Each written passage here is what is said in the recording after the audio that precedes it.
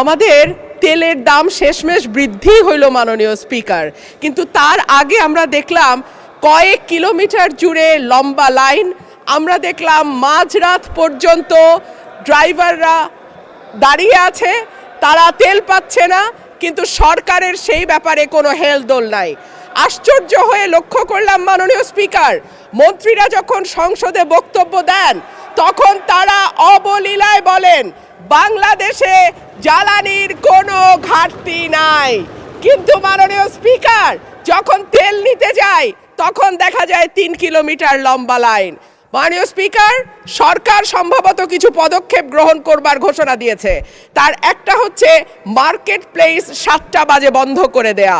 চমৎকার সিদ্ধান্ত মাননীয় স্পিকার, তবে মনে রাখতে হবে কেনাকাটা বা শপিং যেটুকু হয় সেটুকু সন্ধ্যার পরেই হয়, তার আগে হয় না।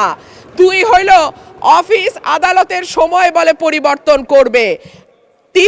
5 দিনের জায়গায় 4 দিন বা 3 দিন তারা কর্মঘণ্টা ঠিক করবে।